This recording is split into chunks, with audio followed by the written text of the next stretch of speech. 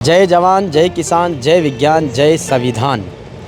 हम हैं झुंझुनू में डॉक्टर बी.आर. अम्बेडकर पार्क परिसर में और इस पार्क के निर्माण की महती भूमिका निभाने वाले आदरणीय मालीराम जी वर्मा साहब हमारे बीच में हैं, जो पीएचडी के चीफ इंजीनियर से रिटायर्ड है और बहुत ही विद्वान व्यक्तित्व, सादगी और इसके साथ साथ शिक्षा के प्रति समर्पण का भाव रखने वाले हैं। ये जो अम्बेडकर जी का प्रतिमा स्थल अपन देख रहे हैं, इस प्रतिमा का निर्माण, इस पार्क का निर्माण भी आपकी देखरेख में हुआ। तो आइए मालीराम जी के सफ़र के बारे में भी जानते हैं और झुंझुनू में अम्बेडकर पार्क के निर्माण की कहानी को भी अपन मोटिवेशनल तरीके से जानेंगे। किस तरीके से सर आपने जो अम्बेडकर पार्क है उसके निर्माण का दायित्व निभाया और फिर एक बड़े जलसे के रूप में 14 अप्रैल 2013 को उसको लोकार्पित किया है। तो पार्क निर्माण की कहानी को आपकी जुबानी में सुनो। धन्यवाद। आज आपने मुझे पार्क निर्माण के संबंध में जानकारी करने के लिए आमंत्रित किया। मैं इसके लिए हरिराम जी का बहुत बहुत धन्यवाद करता हूं कि इन्होंने मुझे इस संबंध में मौका दिया। ये बात है 2011 की। तो नगरपालिका से इस ज़मीन का आवंटन हो चुका था, लेकिन धन के अभाव में ये काम शुरू नहीं हो पा रहा था और फिर एक टीम नहीं बन पा रही थी कि इस काम को बढ़ाने के लिए किस तरह से आगे बढ़ाया जाए।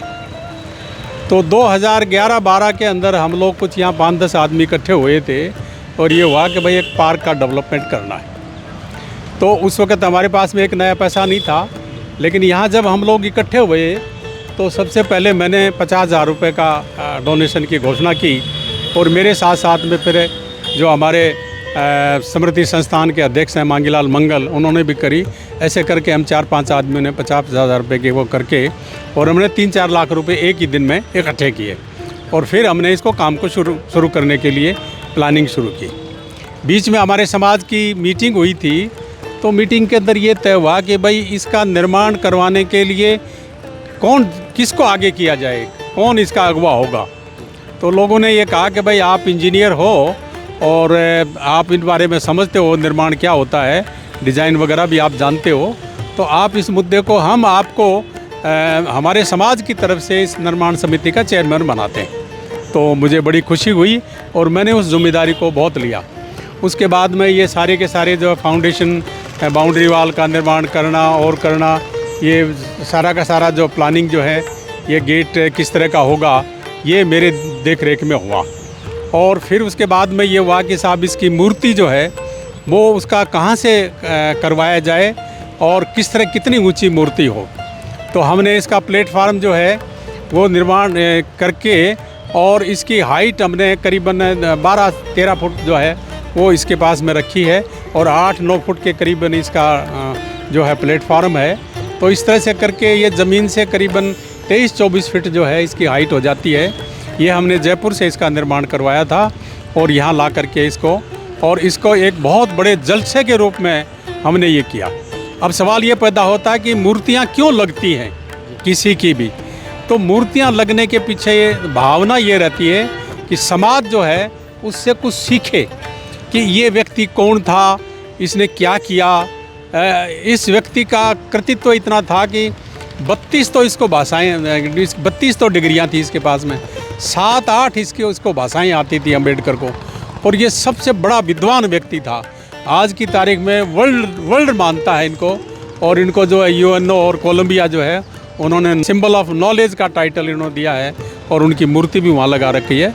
तो ये बहुत तगड़े विद्वान थे जो भारत का संविधान इन्होंने रचना की है। आज भी हमारा सारा सरकार जो है उसके हिसाब से चलता है। तो हम लोग यहाँ पे जब भी कभी 26 जनवरी, 15 अगस्त या कोई और भी मुद्दे जब भी होते हैं हम यहाँ करते हैं। और जो हमारे अध्यक्ष हैं मांगीलाल मंगल और वकील साहब जो हैं बरवड़ साहब, वो इसके सेक्रेटरी हैं और रामेश्वर लाल वर्मा जो है इसके कोषाध्यक्ष हैं और बाकी हमारी कार्यकारिणी है। तो हम बैठ करके यहाँ बराबर प्लानिंग करते हैं, समाज की मीटिंग करते हैं, समाज को कैसे जगाया जाए इस बारे में हम लोग यहाँ चर्चाएँ करते रहते हैं।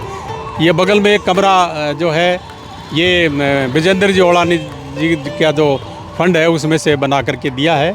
इसमें हम लोग यहाँ लाइब्रेरी वगैरह की सोच रहे हैं और हम आगे बढ़ कर के शिक्षा के मामले में बात करते हैं और ये दकियानुशी विचार जो हैं इनको हम छोड़ करके समाज को एक ऐसे वैज्ञानिक सोच के साथ में हम लोग समाज को विकसित करना चाहते हैं। यही हमारा उद्देश्य है और इसी उद्देश्य में हम लोग सब लगे हुए हैं।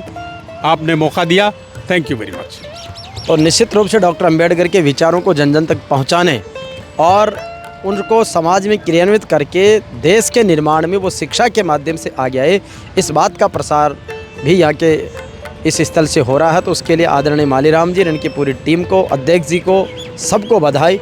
और झुंझुनू जिला मुख्यालय पर कलेक्ट्रेट के बिल्कुल सामने जहाँ पर अमर शहीद करनीराम जी रामदेव जी किसान पार्क है, जो शेखावाटी में किसान स्वतंत्रता के सम्मान और स्वाभिमान की प्रतीक हैं। पास में जुझार सिंह जी नेहरा का स्मृति पार्क है, जो झुंझुनू के संस्थापक रहे हैं। पास में फिर शहीद स्मारक है, जो झुंझुनू सैनिकों का ज़िला है। तो इस तरीके से ये अंबेडकर पार्क से लेकर आसपास का पूरा इलाका एक तरह से प्रेरणा स्थली के रूप में है और यहाँ से हमें बहुत कुछ सीखने की ज़रूरत है। धन्यवाद।